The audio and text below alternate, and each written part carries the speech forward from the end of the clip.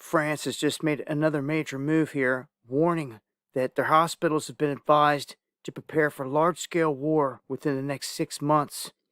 This is from a government letter that was leaked to the media, which they're not denying, and they're actually saying is valid.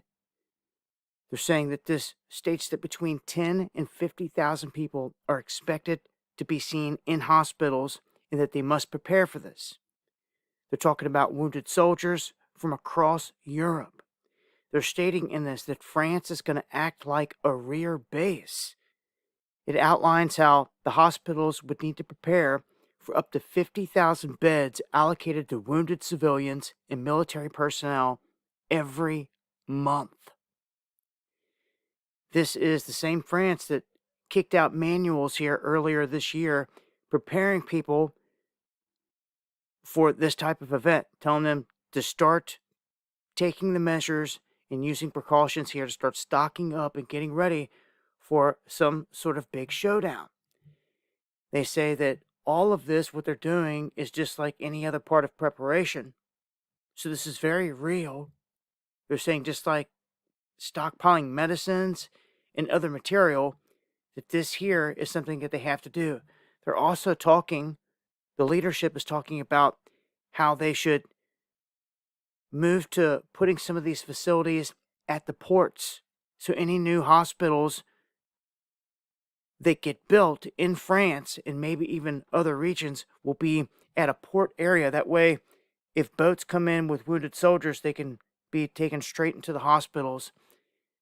They are preparing, and this is ramping up. And on the other side of the coin, Russia saying that everything that they're trying to pull off with Ukraine is not going to work at this point.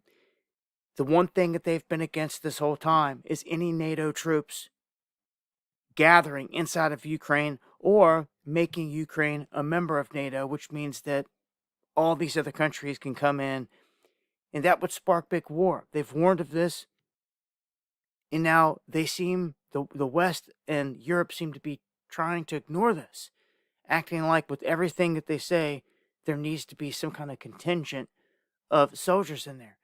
Russia saying even if they're there as peacekeepers, it doesn't matter. They are legitimate targets. This is still going back and forth. Russia's big oil fields just got struck again by drones. And at this point, it really seems like something big is going to get served up here, one way or another.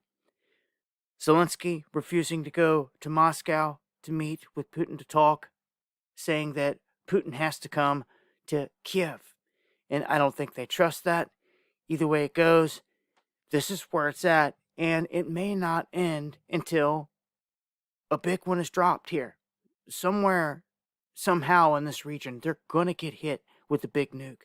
This has been telegraphed for almost a decade, especially from the Chinese and Chinese rover pick, showing this scenario in this region. So it seems like it's getting closer and closer, even though there was talks of peace, potential peace and all this stuff, until it is put into concrete. Anything is possible. And it seems like on the world stage, this is what they want anyway. Both sides make a ton of money off of war. And war is a racket through and through. Nonetheless, innocent people die in these events, and they don't seem to care. But we're on the cusp of something big popping off in this area. Something has to give with Ukraine, and it very well could be the linchpin here to big war. Because Europe, Germany, France, as you can see, they're not backing down. They want this inevitably.